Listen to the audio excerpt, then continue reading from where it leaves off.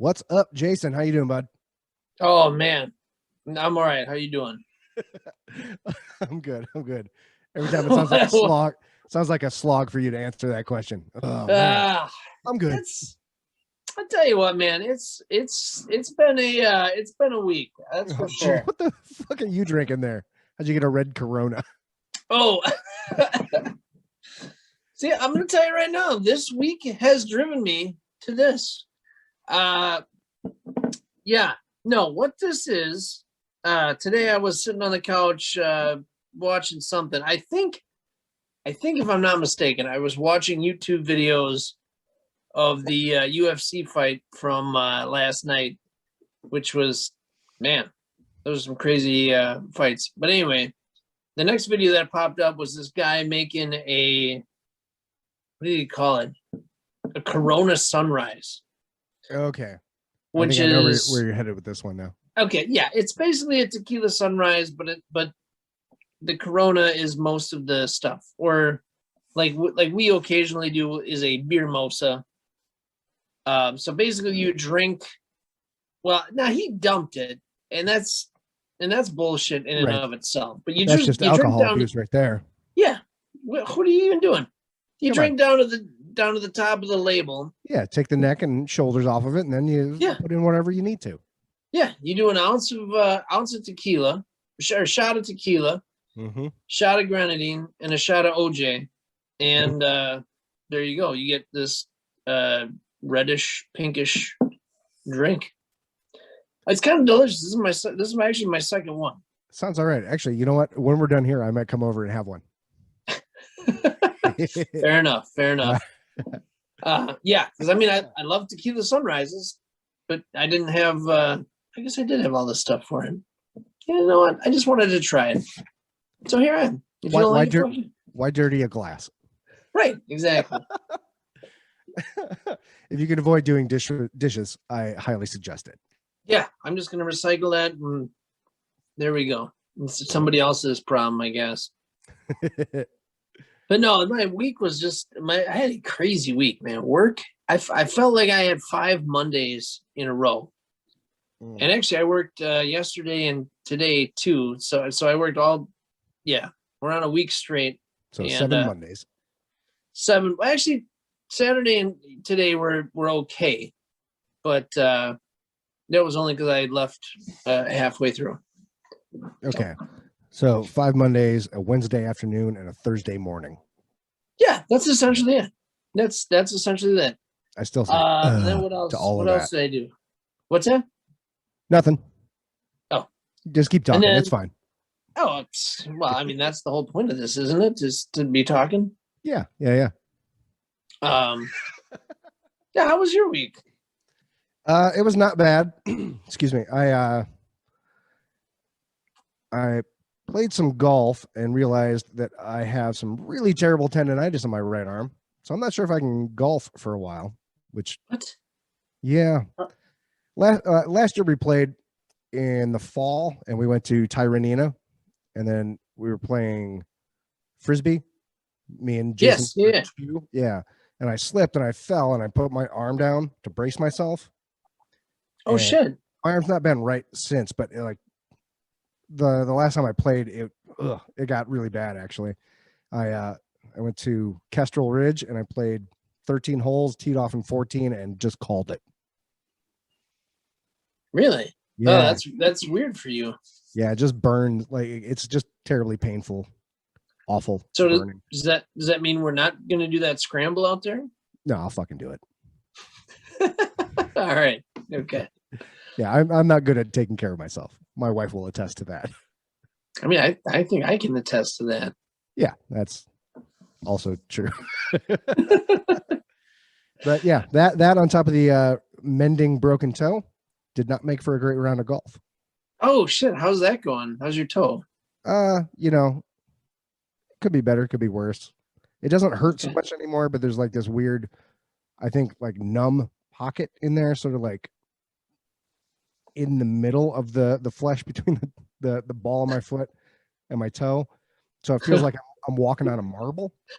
Okay. Yeah. Yeah. And then, that makes me apprehensive to step down, put all my weight on it for fear of it just like cracking again. Yeah, I had the same thing when I broke. So a few years back, I shattered my big toe on July 4th, which was fun because I had to go to the emergency room and like nobody was there. And there was like one doctor, and he's like, "How did you do this on July 4th? Like shouldn't you be at a parade?" And I was trying to, but my weed whacker was acting up, so I kicked it and shattered my big toe into like 4 pieces. So on a weed whacker. On a weed whacker, yeah. Like I get it, man. You would think somebody says, "Oh, I broke my toe doing lawn care." They probably kicked a riding mower. Not you. No, not you no, at all. No, you kicked a weed whacker. I punted that motherfucker 20 feet and couldn't walk right for the next couple of months. Yeah. So stupid. Mm-hmm. But speaking of other things that frustrated me, Friday, as you well know, I tried to put a basketball hoop together. Yes. I bought I didn't buy it. Santa brought a hoop for the kids. God damn it. Illusion. Edit this out. Yeah, that'll be a cut point. So as you know, Friday I was putting together a basketball hoop that Santa brought, and man, I think kicked my ass. I actually started on Thursday, and then I needed more adult supervision because I put it together wrong like 3 times, and each time I'm like, oh, and I didn't even tell you, I had to redo it again on Saturday. Because I forgot there's a plug that goes under that main pipe to keep the steel from just grinding on the concrete. Yeah. And that through bolt. Oh man. So yeah, I had to pick it up and have the kids hold the hoop to make sure it didn't fall down on me. And yeah, it was ridiculous. Now, correct me if I'm wrong. This did come with instructions. Did it not? Here's the thing about them. You did. It did. The instructions were not great. They did exist, and so I can't fault them for that. But man, they were some of it was very vague, and I don't understand. Like, they gave each bolt its own like 3-letter name, so I had to put like the AOO bolt with the AO2 nut, and it's like just why is this a thing? Don't fucking do that. Yeah, that's silly. Why? I get it. You give me a diagram, chart out all this stuff. I don't know. Mm-hmm. It was I loved it. So when I opened it up, the instructions were like, assembles in under 3 hours. I was like, what kind of flex is that? Right. Really? What it should have said was assembles in under 3 days. Yeah. It did. It did. Yeah. Like, this is the most basic fucking hoop, and somehow it took more than 3 hours, mostly because I was drinking. But what are you gonna do? It's up now. We were balling. Not gonna We've not been drink. balling all weekend. Hooping it up. Just fucking hooping it. Yeah. What else is going on? Well, I watched that new Mortal Kombat movie dropped recently, right? Yeah, on HBO Max. I did. I watched it. I have watched it. I think what we're gonna do is you need to watch it, and we need to do a review of that because I got some stuff to say about it. Okay, sounds good, man.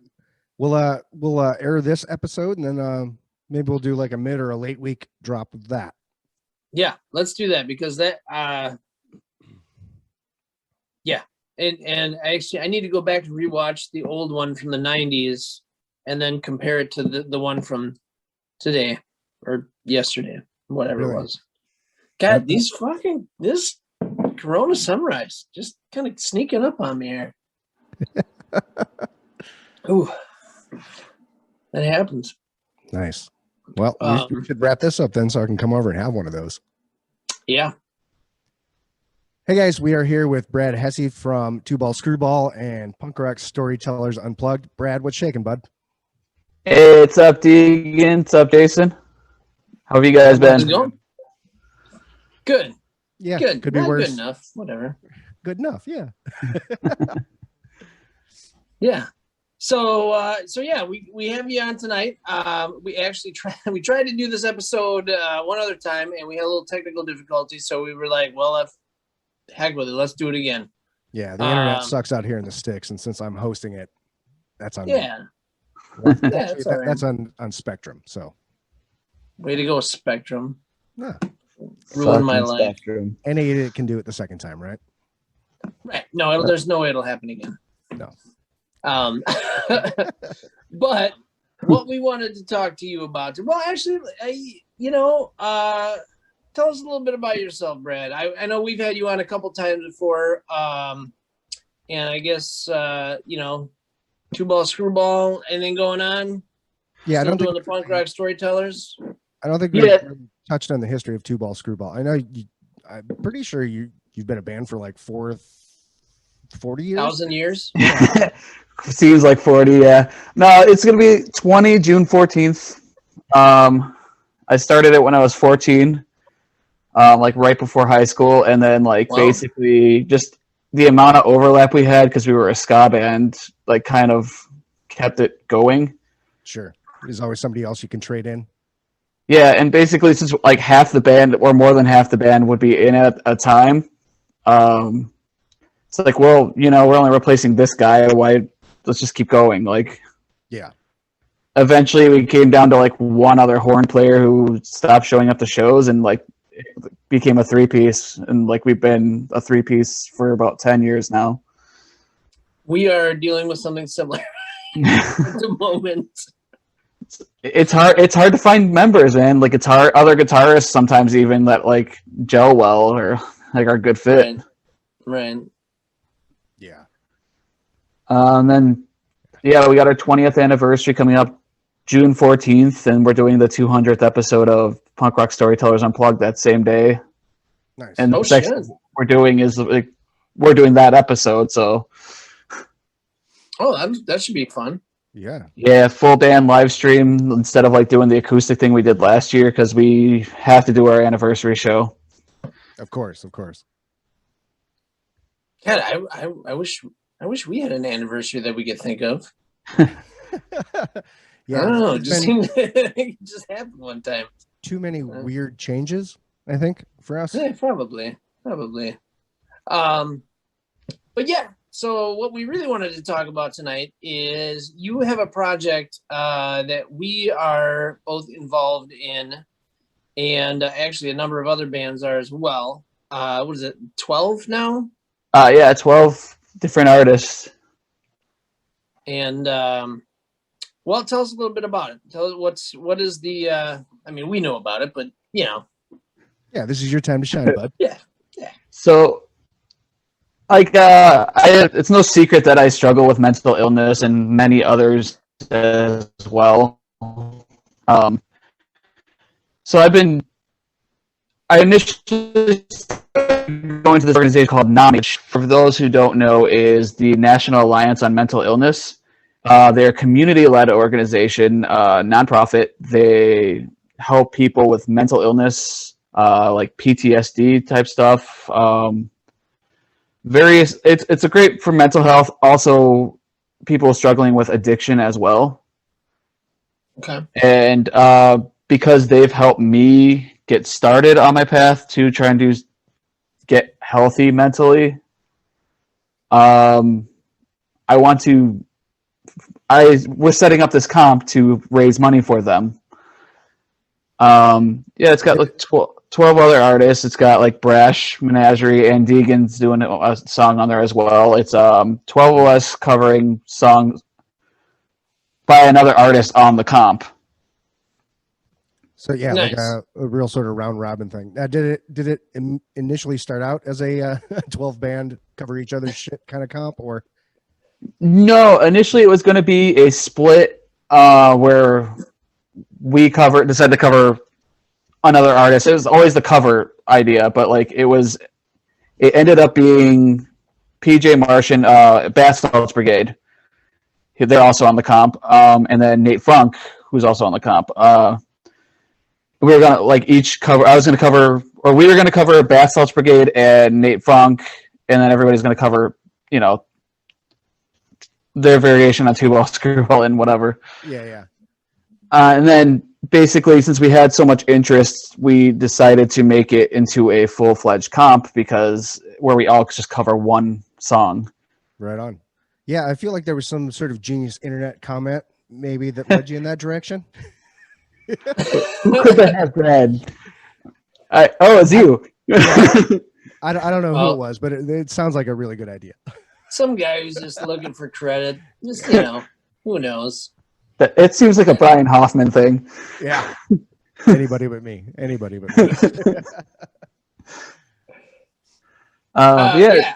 I know. That was why I piped in. I was like, well, that actually sounds like a really good idea. It sounds like a great cause, like something fun and different. I mean, I know we're all, I don't know, without shows for the last whatever. It's tough to find motivation to actually do stuff. So when something comes along and that's actually a really cool idea, and kind of through that. I know I found about, I don't know, half a dozen or so bands that I didn't even know existed and that are great. So it was very cool. Yeah, it totally changed my Spotify algorithm. Right, yeah, and it's all bands that have been on the show too. So it's like kind of come full circle. And just the Storytellers community is now doing more with it now. So honestly, yeah, I mean, the natural progression of that was, let's do a huge comp, Oh yeah. Like it was always going to have to be that. I feel kind of funny with at least two of the artists on this though, because The Odd Advantage has Brian Hoffman, so they're a 13-member ska band. Having to do a Brian Hoffman song, a solo artist, and then the flip side of that is Brock, who was on initially. Yeah. Attempt number 1. Yeah, he is a solo artist having to do a 13-member ska band stripped down. Although based on our conversation with him last time, I think he's got this. I think it sounded like he had an idea and was just. I think he's got this. I'm looking forward to it. It sounds like he has enough instruments he can layer to make that work. Yeah, he's a good arranger too, so it's I'm excited to see what he does with that. Yeah, same. What's the expected release date of that? So all the bands, I have to have the stuff in by September 1st, and the expected release date will be Halloween. Oh, perfect. That's cool. That makes a lot of sense, since other bands are pretending to be other bands. Yeah. Another internet comment. Right. I know that's a big thing around here, or I guess it has been in the past, is that other bands there. I know around in Madison, there's usually a tribute show on Halloween where other bands play do cover sets. Yeah, the Madison thing was it's called Local Love Fest, and they have local bands cover other local bands. Awesome. That's better than Freak Fest. Yeah, I got to be a part of it one year with Deal Breakers, but that actually usually happens in the spring. But during Halloween and sometimes on New Year's, they'll have local bands do cover sets of big bands like who was it? Blink 182, Alkaline Trio, NoFX, stuff like that. Yeah, so it'll be local bands, but they'll be covering international rock star bands, which is always fun. We were Brash was actually learning a face-to-face set for that exact reason last March in the hopes that we'd be able to play shows by last October. Didn't happen. So young, so naive. Oh, Any particular album or just a general face-to-face set? Yeah, just a general face-to-face set. Although I was kind of thinking maybe we just scrap that and just do the self-titled from 2000 or whatever that was. I mean, most of them were from that. There was a couple from Don't Turn Away, and I think one or two from Big Choice. But we'll revisit that. And yeah, I was gonna say, since we're getting back into practicing and stuff, maybe that's that's a conversation to rehab after we figure out our songs for this one. Yep. So you mentioned that all of these bands have been on the show.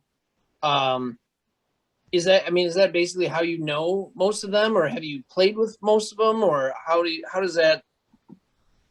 It's interesting because so like Nate Funk, I've known since 2011 via the internet, and our bands had been competing to be on Warped Tour, like not same market, they're completely different markets.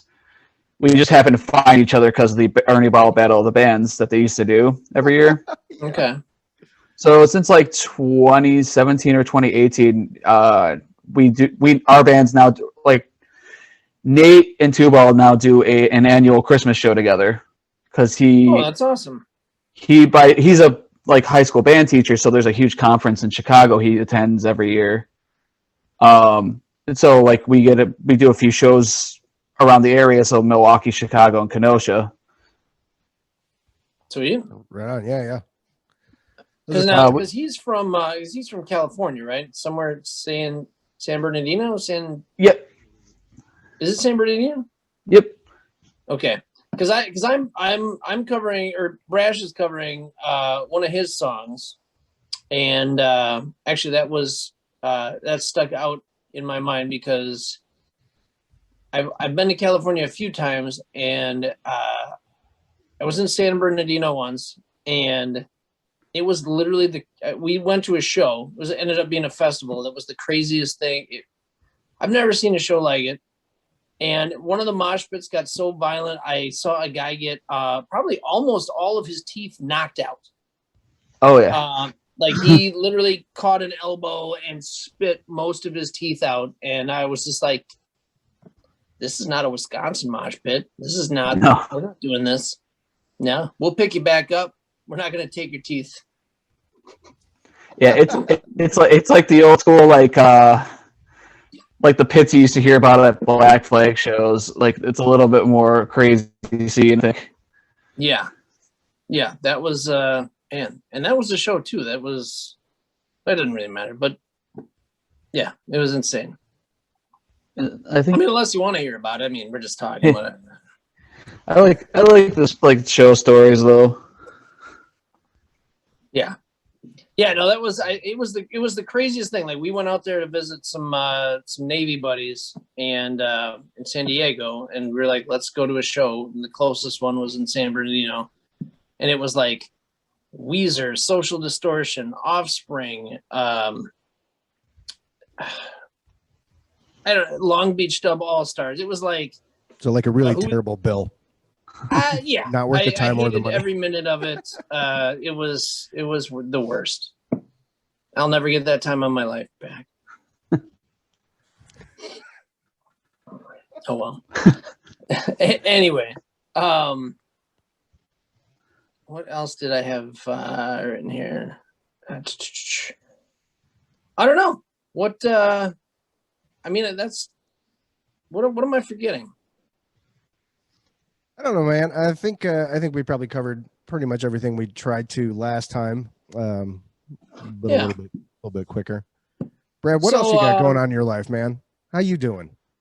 I'm doing good. Tubal's starting to up like practicing pretty frequently now. We have a show in the works sometime in May at Public Brewing in Kenosha with Bad Year. Oh, nice.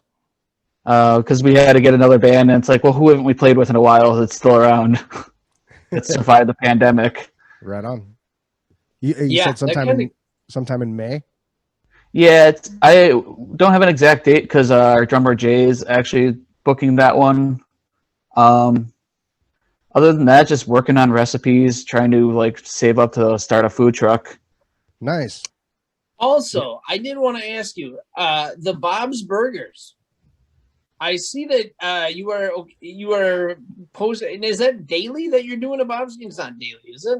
No, you weekly. You can't eat a burger Weekly. every day, bud. Okay. I was thinking about it. I'm like, yeah, that doesn't make sense. But yes, some of those look amazing. Yeah, it's actually kind of my version of cooking school. Like I was able to cook and stuff before pandemic, but like they had a lot of advanced techniques in some of those burgers. Like one of them involved like a red wine reduction and other stuff and like that. It was like, well, I'm learning now. Wow. I would not have expected that from a Bob's Burger. So Right. each one of them is from an episode, correct? Yeah. Yeah, so they have like it was a food blogger who was such a huge fan of the show. He made his own cookbook based off the various titles he saw in there that he found amusing. So like there's one called like Eggers Can't Be Cheesers. So it's like a sunny side up egg up on top of a burger on an English muffin. Nice. And like stuff like that, because it's all puns. We've all seen the show. Oh yeah.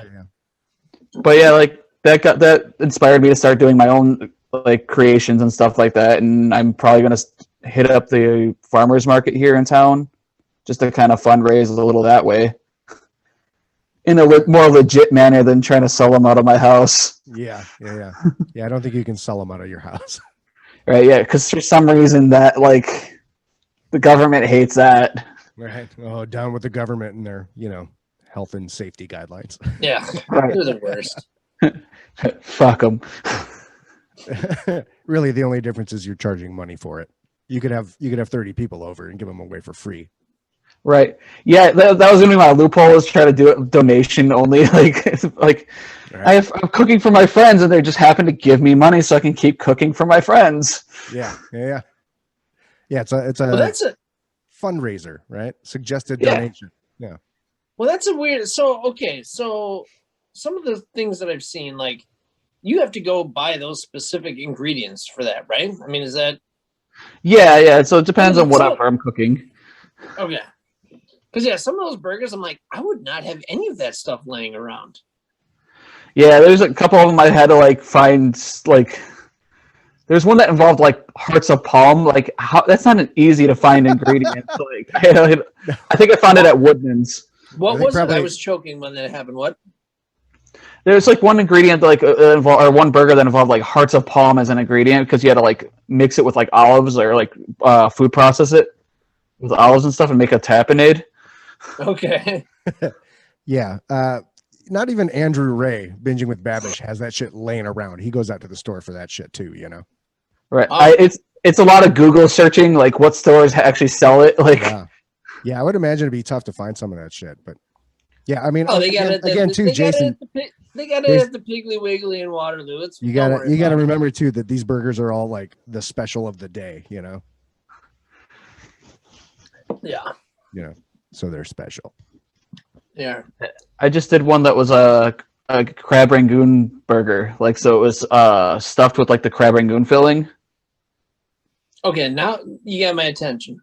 So yeah, I stuffed it with that, and then like to get that crunch and stuff, I did like bacon bits and like those French's onions on top, and then sweet chili sauce. Like, so that was homemade, and then I still had stuff left over from one of the Bob's Burgers cooked, like, because we had to buy so much cheddar at like Mars Cheese Castle, like horseradish cheddar, sweet red cheddar. So I started like using the rest of that up, so, like on this particular burger. Nice. That's the most recent. So much cheddar. Yeah, like I think that one's going to be a regular one, but like it's going to be a little bit more expensive because it's going to be a half pounder. Ooh, nice. Nice. And like since I'm using more meat, I got to probably charge a little more for that. But That does seem like the smart way to go. I mean, just like general business wise. yeah, I want to try to keep everything cheap to like $10. So like sandwich, it's not just going to be burgers. It's going to be like different kinds of sandwiches and stuff. Yeah. Homemade fries and like a drink of some sort, like a bottle of water or a can of soda, and just charge $10 and Yeah. Absolutely. So are we breaking news here? Like, are you getting a food truck going? Is that what's going on?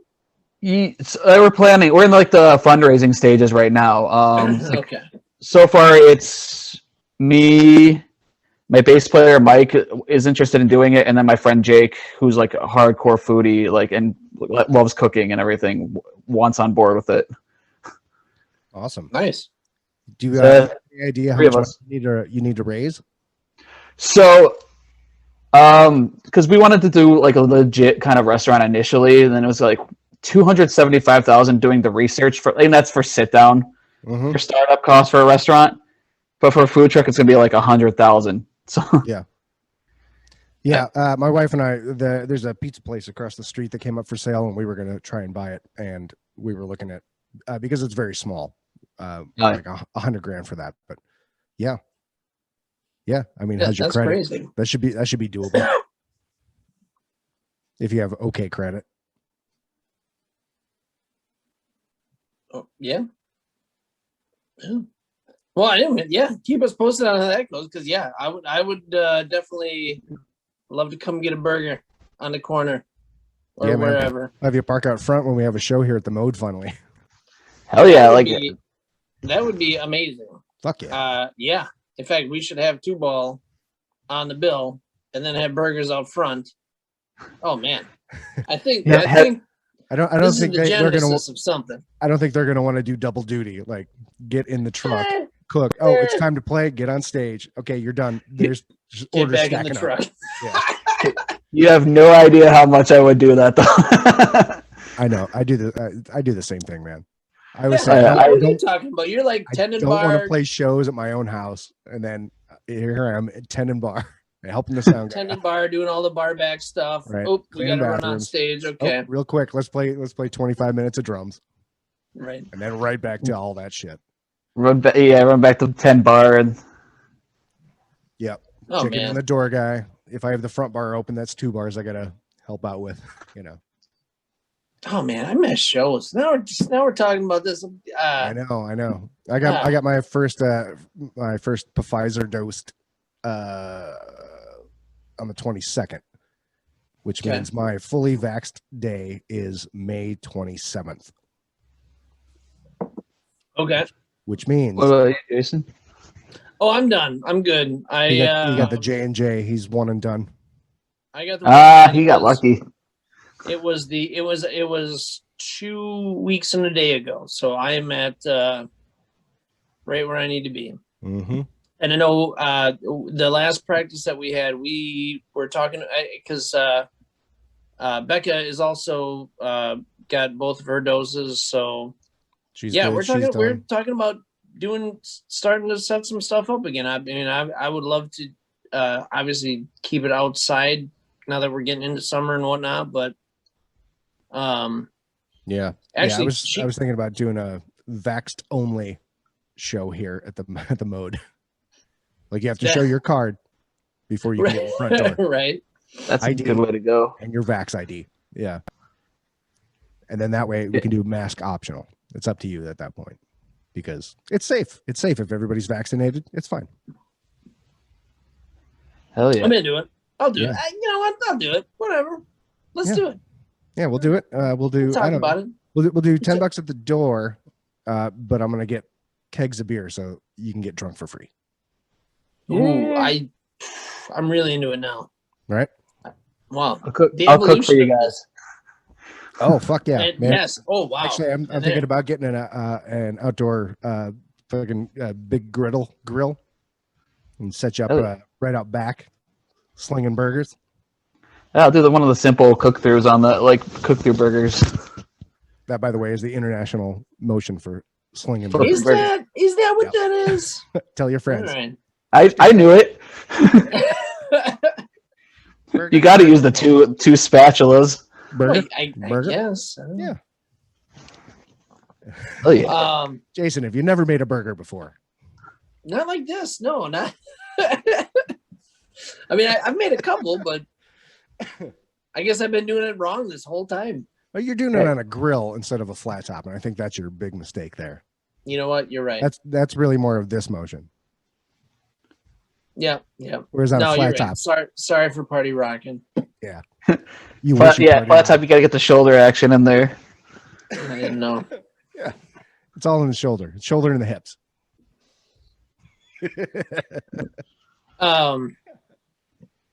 But yeah, God, I miss shows. All right. But yeah. Oh, speaking of which, so Becca went to the soft open of the Wisco the other day. Mm-hmm. And she sent me some pictures, and holy shit, it does not look like the I mean, it looks like the Wisco, but it's like clean and stuff. So it's the same footprint. I think they leveled the floor. I think they leveled all the floors. That's the see, that was my issue. I can walk through that place completely drunk and never fall down, but if I'm sober, I will trip on that little swale. I don't think it's there anymore. See, also the whole front of the bar is like this big R.I.P. graffiti.